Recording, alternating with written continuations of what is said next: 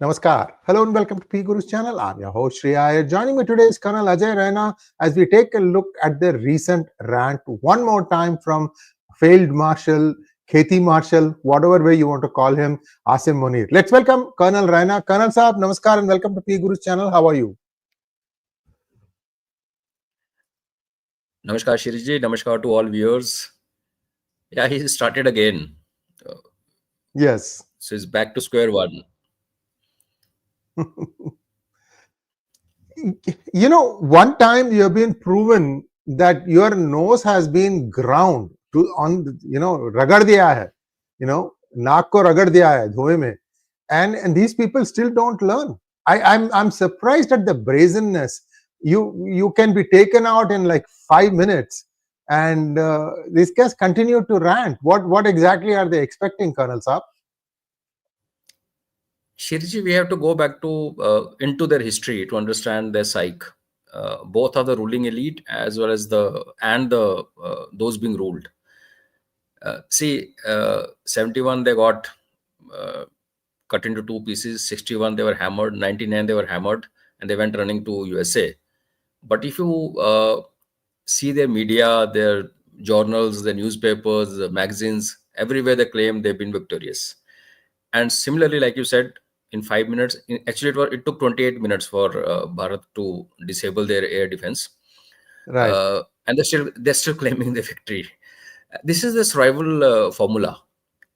You know, when thing works, see, if in their school books, textbooks, when the kids start going to school and start learning 4th, 5th, 6th class, there's an Indian anti-Indian India content. Both has against the nation, Bharat, and Hindus, Kafirs, as they call us. So that venom is injected right at it's like bringing a goat home and telling your kid to rear it for a few days and feed it everything, and then you tell the same kid to slaughter it when the Eid comes. So that kind of grooming happens in the schools, and whenever they're in lurch in a situation, historically also Pakistan has always looked outwards when problems inside increased beyond a point. So if you look at all the wars, 47, 48, 65, 71, 99, the initiation was always by Pakistan.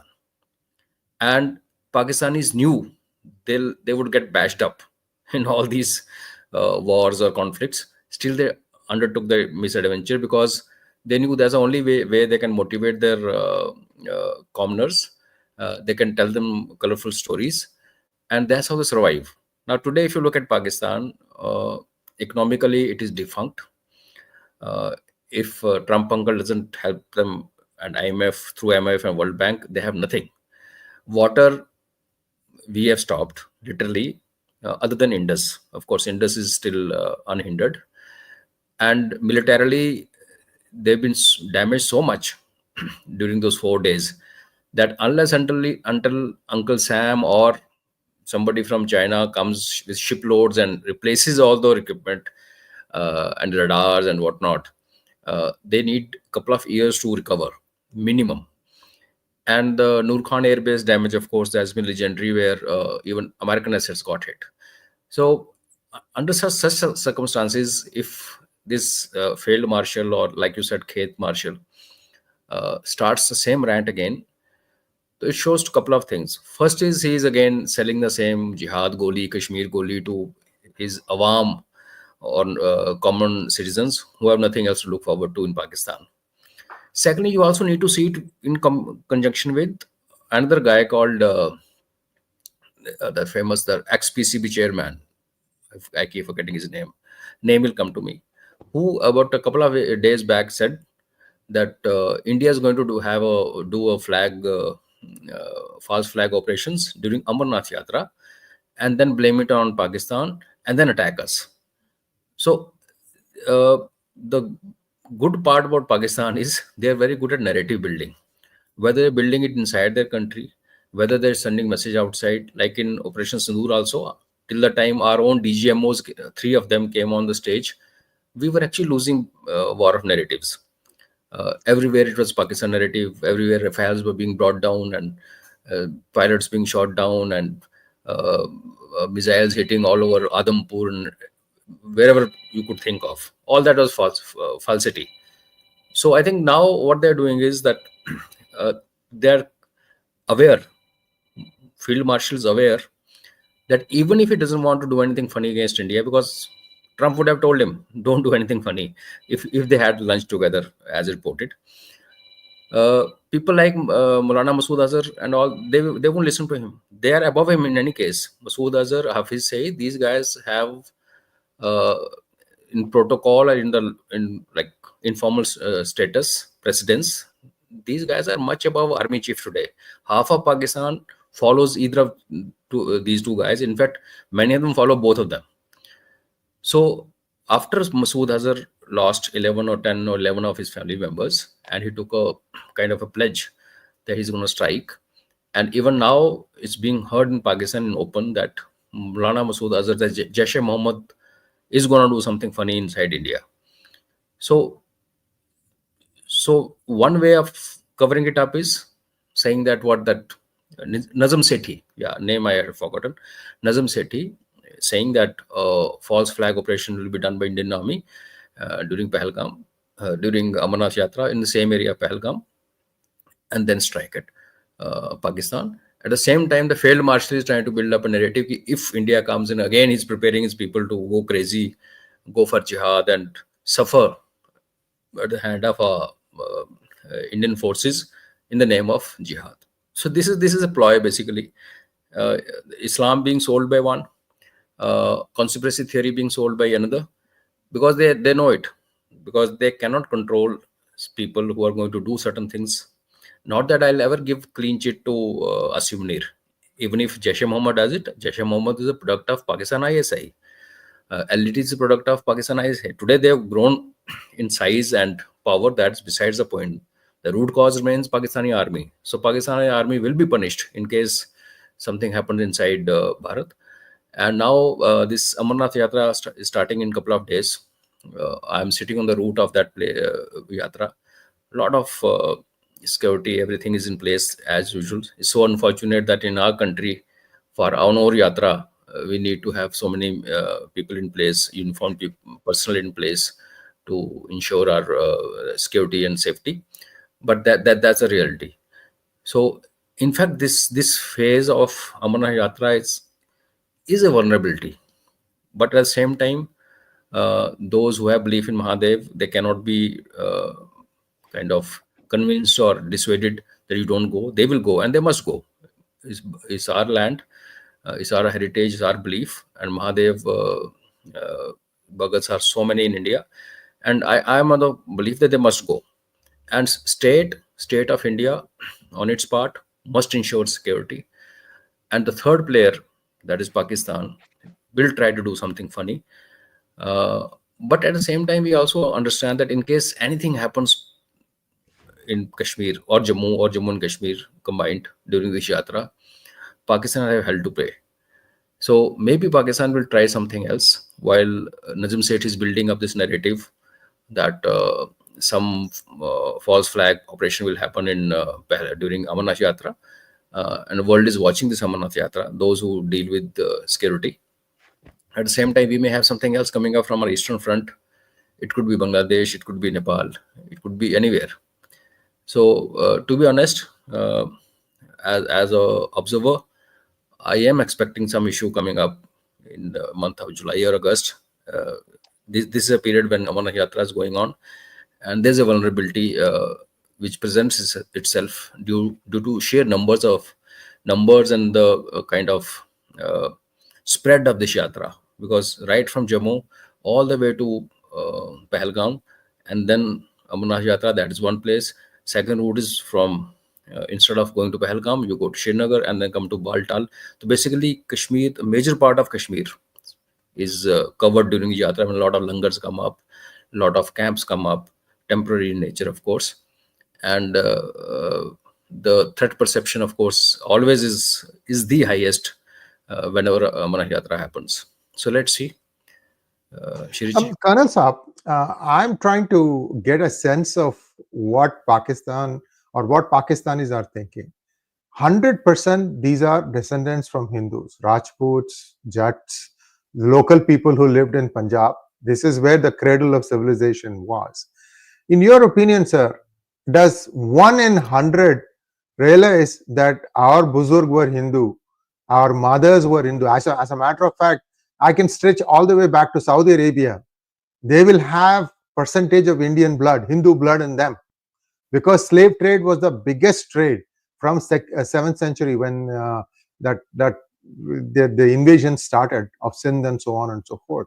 Does even 1 in 100 realize that they are actually of Hindu stock rather than the Arab stock? Because I'll tell you one thing, Colonel Saab. See, I've lived in US for many years now. I can tell you with authority, the Arab from what is the authentic Arab, right? Let's say from Saudi Arabia, they don't even consider Pakistani Muslims as Muslims. Their thing is, you don't know anything. You are nothing. I mean, they treat these people like shit. And this is in United States. Imagine how they get treated in Kingdom of Saudi Arabia. Maybe now Saudi Arabia is also trying to change. Oh, it's too, radical. We need to loosen up. I'm talking about what I have experienced before. So, I mean, are they not even capable of some basic thoughts? Your thoughts, sir? Shiriji, this is part of their process of radicalization. What you asked is something very, very pertinent. Any well-meaning guy will always have the thing hanging around in his head, at the back of his head. But in this case, when people convert to Islam, whether willingly or otherwise, the data shows us that they turn out to the most radicalized ones. They are the ones who actually go on rampage, and they're the ones who curse their the ancestors in a way that they don't call them ancestors, they call them kafirs. But this is something very magical happens when these people convert. That means there's a scientific way of the process which they follow. In fact, Arabs are very liberal. Like when you visit any of these Arab countries, even Egypt, when we went visiting, we found them very normal human beings. And Arabs at times say, okay, Arab doesn't mean Muslim. Arab means Muslims, Christians, everybody else, Jews. Many of them say that. But as you cross over towards Indian subcontinent, not only Pakistan, even Muslims from India and Bangladesh are not looked at nicely in our world. Most of them are used as we call it, toilet cleaners and mulecha, they call them. So, but these guys, for reasons best known to them and reasoning, of course, non-existent, these people have always been looking towards Arab and trying to connect themselves to those people who don't actually claim any relationship with them. Not only Pakistan. If you look at Kashmir today, Kashmir, which is a cradle of Hinduism, and if you have the possibly after Tamil, you have the longest written record or history of place, that is Kashmir. 𝗟𝗡𝗞𝗦 is there in Kashmir. The Kashmiri Muslims there today, who without even, we can't even give them 1% doubt, all of them 100% came out of Hindu ancestry. Their sense of dressing, their the way of naming their newly born kids is all tilting towards Arabic way of life. So while they may go to Arab and they may get kicked there, but inside India and inside Indian subcontinent, they continue to do that. And many studies have proved that a person who converts is a person who invariably turns out to be the most radicalized, most kafir hated, same kafirs from whom he or she comes from. So this is something really amazing or confusing to some extent, but this is a fact.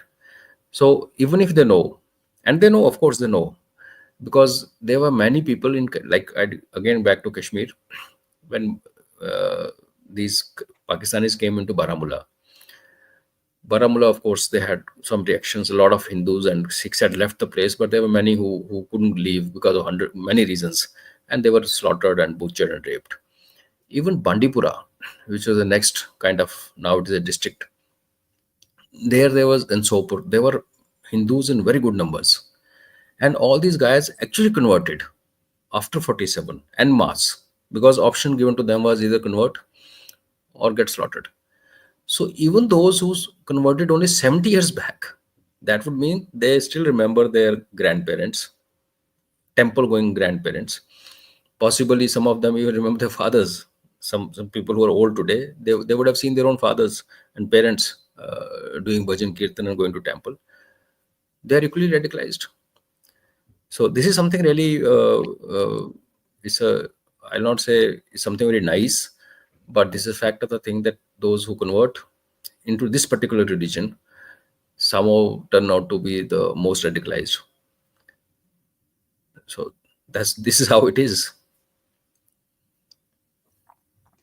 Colonel Saab, it's how this thing is going to change is something that boggles my mind also, that your DNA goes back thousands of years of a certain stock, and then okay, you were forced to convert because it was either life or death matter, and whatever it is. Now at least with the government in a more better frame of mind to listen to your things, what is the recourse? First we have to fix internally, which is Kashmir. We have to fix Kashmir so that we can go and spread. Hopefully that will be like an osmosis into the neighboring countries. Yesterday's rape incident in Bangladesh, I'm just trying to tie something on you. It is connected, it is not unconnected. It was done, deliberate filming was done to try and show that we can do this to any Hindu anywhere, and there is not a damn thing you can do about it. Not only that, couple this with the threat that Yunus has said, that if you stop giving us rice, more of these things will happen. That 2-cent bastard has no fucking business ruling this country. And he has the gall to say this. I am just completely blown away, Colonel Saab. And India just, I don't know what India's masterly inactivity is what comes to my mind. I'm sure they have good reasons for that. I'm not even going to second guess, because no waste of time, whatever it is. India will do what it will do when it will do. Colonel Saab, this mindset, we have to figure out that 𝗤𝗡𝗙𝗏ification. If you really, there has to be a way that India has to figure out that if somebody converts back to their original faith, how they are protected, how they feel included in the society. Because I've heard something in the 18th century, there was an attempt to try to bring back a lot of Muslims into Hinduism, and a small sect, some small community refused, and they couldn't do it. This is under the Zorawar lineage. I'm sure you are a historian, you know this thing better than I do. We have to figure out a way. I mean, it's not like everybody is completely radicalized, right? That's right, Shiriji. The difference between two communities which we saw about last 3 decades getting into this kind of situation. One was the Sikhs in Punjab, when terrorism was at its peak, and of course Islam, which is kind of omnipresent now. In Punjab, you could see many Sikh elders, intellectuals, leaders getting up and speaking against what was happening in Punjab, what terrorists were doing, how they were raping females, how they were polluting gurdwaras, and many of them got killed. Somehow that kind of courage or that kind of attitude, even those peace-loving so-called, if at all they're not many in any case, whatever number is there, they don't speak up. Because in their way of life, you speak against the ideology, sartan se juda, that your head will be taken out. So that fear is there. But one thing is very clear, Shirji, that whatever change we may expect to happen in this way of life, because I always look at Islam as a way of life, nothing more than it's man-made kind of a thing. So that has to come from inside. If you and I, as kafirs, try to teach them or try to educate them and tell them, no, earth is not flat, it is round, they'll not believe you and me. And then, in fact, they'll get after us. So what MBS is doing in Saudi Arabia is the way forward. That slowly somebody of some standing from within the community gets up, and then he takes stock and starts moving or guiding people onto a different path. But that's a long drawn process. What you mentioned about Kashmir was that when Sikhs captured Kashmir, and Maharaja Ranjit Singh was the king at Lahore. That time they found that all Kashmiri Pandits who were surviving, they told them that all these Muslims you see in Kashmir are actually ours, and they've been forcibly converted. Our temples have been destroyed. So they decided, okay, let's get them back into folds of Hinduism, all of them, and whatever structures have come up on top of old temples, pull them down and reconstruct the temples. And rightly, like you pointed out, then Kashmiri Pandits only said, no, don't do that. And that process was stopped. And now you look at that same community now moving away and becoming urban or urbanized in their thought and in interesting sense. So one thing is very clear: if a change has to come in, it has to come from within. It cannot be enforced unless until you follow what Chinese do in Xinjiang, and that too I have my doubts that where will it lead. I don't know, because firstly details are not known. We only know a few things, that some mosque has been converted into a dance bar and some places have been converted into toilet. That's what we hear and see, or in some photographs. And mosques, those structures are being changed. How will it impact? Will it really lead to some positive change? I'm not very sure. It may happen in China because they can move things the way they want to move. But in a democracy like India, I have my doubts. And second thing is, as long as we have this big virus called Pakistan next doors, and now of course Bangladesh coming out to turning out to be worse than Pakistan. So people inside our country will keep getting inspiration, help, motivation, whatever you call it, from these guys. So it's imperative, I think, for us is to make sure that Pakistan breaks, and Pakistan has to break. Not only for this, not only because they send terrorists into country, not only because they remain the beacon of inspiration for radicalized people in India, also because tomorrow when things go out of hand in West Asia, which I somehow anticipate that this Iran thing will not settle and then it will flare up. The only thing or only line of defense which will possibly come in handy shielding us from that heat is going to run from Balochistan to Afghanistan. If Afghanistan stays strong, that's why we are doing a lot of things there, we're helping out. And if Balochistan comes up, then we can kind of hope that whatever heat is being generated in West Asia, we have a shield. Otherwise, once the heat gets generated in West Asia, Pakistan will get consumed in no time, and we in India will start feeling the impact of that heat. So breaking of Pakistan because of these three reasons is a compulsion. As long as Bangladesh is concerned, same thing what you said. Why we are not acting militarily? There are a couple of reasons. Firstly, the only element which is pro-India today or friendly with us in Bangladesh is the Bangladesh army. Top brass of Bangladesh army. Many of them been trained in India in our academies. We have done courses with them, and they understand certain things in a better way. You given you chosen right kind of words for Yunus, but Bangladesh army somehow understands few things, and there's a bit of understanding with them. Secondly, Hindus are spread all over Bangladesh. So moment we take military action, a big action, be rest assured that all those Hindus will be slaughtered. They are not in majority anywhere. And in cities and towns where they have good numbers, and when they are rich and famous Hindus, and they're safe, by the way, many of them, they have no love lost for us. They don't want to leave their property and assets in Bangladesh and come to us. So Bangladesh problem is complex. Pakistan, by purging Hindus and Sikhs, has actually made life easy for us. Today or tomorrow when we get up and say, okay, let's go and bang Pakistan, we can do it without really giving it thought, because nuclear bluff has been called out rather, and there's nothing much we need to now consider. But in case of Bangladesh, whatever numbers are there, Hindus, they are spread all across. They are living among them, and it is known, it is anticipated, appreciated, and rightfully so, that moment we move in and do something very, very drastic, the impact of that thing will come on to them. And let's face facts, we'll not be able to save all of them.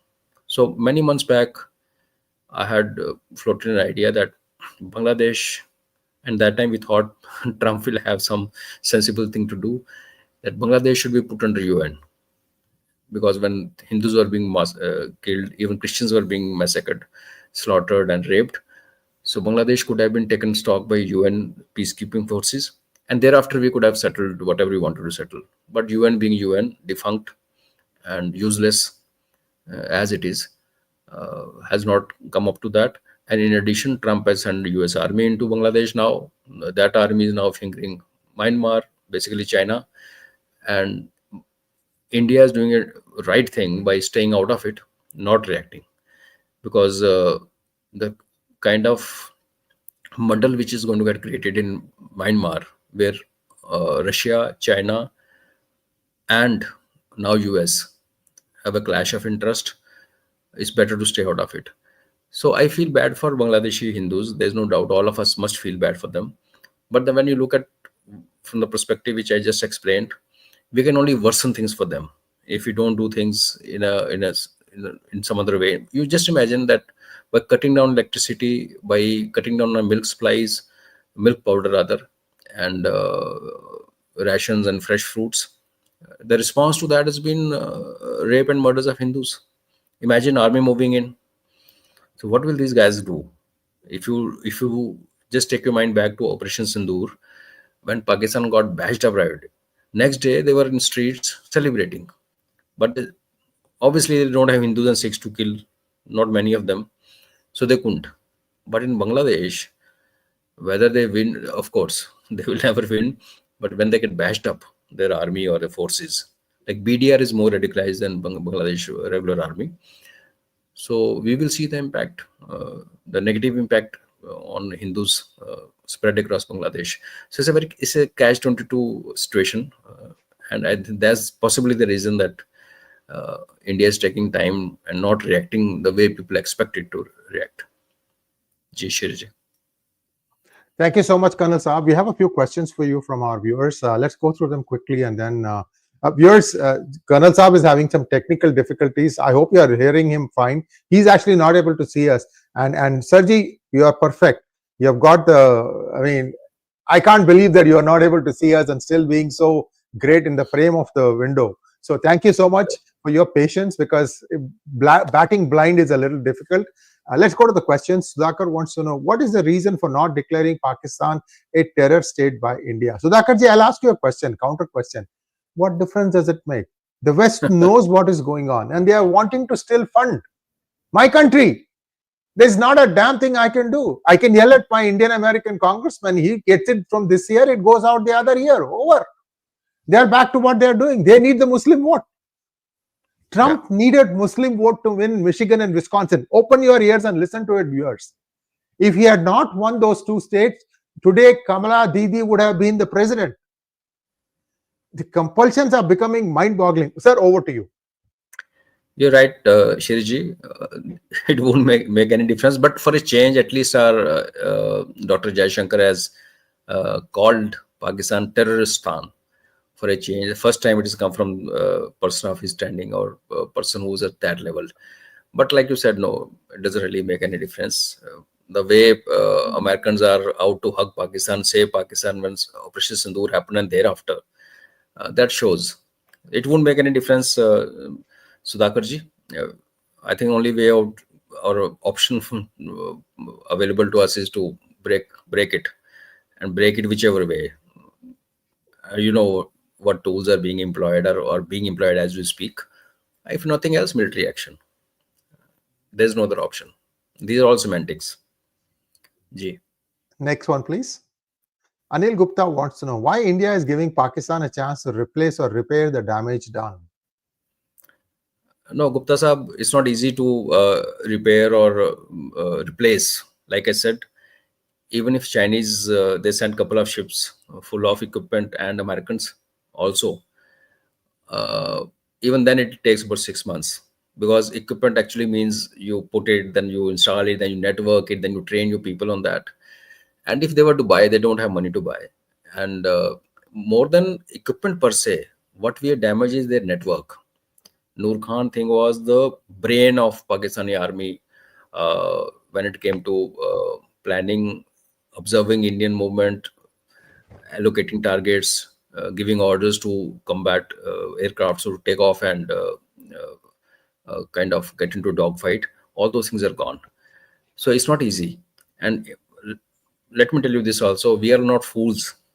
If we taken a pause, we also know that they need time. In fact, we must also understand this, that once Iran thing happened, and the way Pakistan went and sat in lap of US, China has refused to, gone back on two things. Firstly, they refused, they said we aren't giving hypersonic missile technology to Pakistan. And JF-35, they said, no, it was just a talk. So they're not getting anything from China, because China is very clear. Their friend Iran has been sorted out, and Pakistan has a role to play in getting Iran sorted out. Their airspace has been used, their intelligence has been used, and they sealed the borders when Iranians were being bombarded. So firstly, that supply line from China has kind of, if not shut down, it has got reduced. Americans cannot do much because 85% of the equipment in Pakistan today is of Chinese origin. So a Chinese setup where radars have been taken out, but everything else is in place. You just can't just put a US-made radar in that place and network it again. No, the whole thing then goes out of the window and a new setup. So the earliest, with all the help, all the donations, they can do something is 6 months. Otherwise, at least 2 years. And many people say that if they have to come back to what they were before Operation Sindoor, possibly 5 years. So 6 months again, I don't think India will give them. So I don't think we should be really worrying, unless until you cross December and then we talk about it again. Srinivasan Iyengar wants to know, Colonel Saab, how far BLA and Taliban achieved so far in their war with Pakistan Army in Balochistan and KPK? Very little news coming out from here once in a while. When these areas will be fully free? Actually, this is the second part of the discussion. I'm sorry. Crumbling from inside is, I think 3 groups have gotten together, not just in Balochistan, but also in KPK, isn't it? Colonel Saab, a little bit of light on this one. Yeah. So TTP had, over a period of time, they had broken into different factions. And after a lot of efforts by unseen forces, 3 major factions have come up together. And today they are patrolling streets of South Waziristan. Now, those who understand geography of Pakistan, they will know that towards north, that is Restwell, Fata and Bajor agency, TTP was as it is effective. So the South Waziristan was a place where it was, at times you could see BLA guys going, but it, of course, it is not part of Balochistan. BLA had few camps earlier. TTP used to come and go. Today, they have taken over the towns there and they're patrolling the streets. And BLA, by the way, yesterday put up a Naka inside Iran. And they cut out the road which comes from Shahabar port and goes up north. They set up a toll there for about 5 or 6 hours. And then they very respectfully treated the local Balochs, Iranian Balochs, and told them, okay, we are brothers, go. No. And anybody else who came there was given solid bashing and warned never to come again. So BLA is actually expanded. In fact, one way of looking at this is that, is it US ploy to make sure that Iran breaks or part of Iran is taken out and the greater Balochistan is formed under US protection, which would on paper remain with Pakistan, but come under US control. They could call it autonomous region. They already had FATA. So once when FATA was there, it was never under Pakistani control, though it was on Pakistan map. So that gives US a couple of advantages. The greater Balochistan finishes at Bandar Abbas. So then they are sitting on the mouth of Persian Gulf. They have all the rare earth minerals and material inside Balochistan available. Also gold and copper and of course gas, which Balochs are very they are very upset that Pakistan takes everything away and gives them nothing. So if America gets into deal with Balochs and tells them, okay, it's your resource, we will mine it, will pay you royalty, and some part of it will be given to Pakistan, and Pakistan will have no control over Baloch, and Baloch will be autonomous, not free, but autonomous, something which Nehru also agreed to before independence. Nehru was willing to have that kind of arrangement in India. So Balochs are active, and day before yesterday, there was a big ambush where a suicide bomber hit a protected vehicle of Pakistan Army, and 13 guys got killed and 20 odd got in. So they did a Pahalgam to Pakistan only day before yesterday. So it's not that the news is not coming up, they're not doing, possibly focus is somewhere else. Otherwise, BLA is at it, and so is TTP. And these are people who will eventually break Pakistan. And believe me, it will not happen in 5 months, 6 months, maybe it'll take a couple of years, because from our end, we are stopping water. That adds on to disgruntlement, that adds on to their other issues. And I think the whole package will finally, maybe in a couple of years, we'll see Pakistan breaking up. Ji. Thank you so much. And let's go to the next question. Geetanjali. Oh, FATA is federally administered tribal areas, correct, sir? FATA? That's right. FATA. Yeah. Geetanjali Rajaram wants to know, as and when Pakistan breaks, will the Balochis of Iran also join? I think you just answered this question. No problem. Let's go on to the next one. Yeah, and Baloch is the language. They're Balochs. One small correction. Baloch is the language, right. And Balochs are people. Yeah. When will Bharat recognize Baloch and Sindh? Rajaraman wants to know. Very difficult to give a timeline here, but of course, Balochs actually declared independence when Operation Sindoor was going on. But those Balochs are sitting outside Balochistan. They are elsewhere in Europe and America. And I told one of them, come inside Balochistan and then declare it. Then it has a meaning. But whenever it happens, it will be all done in a way that they announce it, they declare it, and we recognize it. It won't be something happening, just a random kind of a thing. It will be very well-planned thing. And as and when it happens, I don't think India will step back. I'm sorry, I can't give you a timeline. It's very difficult. Next one, please. Tiger Hawk wants to know, how concerned should India be with Pakistan getting access to hypersonic missile? No, he already answered that. They are not getting any of that stuff from China, at least. Next question from Marxist Nationalist. Thank you so much, Marxist Nationalist. We Hindu Banglalis suffered at the hands of these radical Congolese for more than 100 years. We may have to think about the ultimate option now. What is the ultimate option in you, according to you, Colonel Saab? See, ultimate option, a good option in my view was that you get UN into Bangladesh, then you consolidate Hindus in pockets, and then evacuate them. Because from day one, I've been saying that we should open doors to Hindus. They have nowhere else to go. And even if all Hindus of Bangladesh come into Bharat, we have enough Bangladeshis to throw them out to balance out. So we have about 5 crores here, that illegal immigrants. If that doesn't happen, the ultimate option, the people who are staying closer to border, possibly they'll be able to get across. But hinterland of Bangladesh and big cities where Hindus have a lot of properties and they live in good pockets, I don't see a very bright future for them in case we go all out militarily.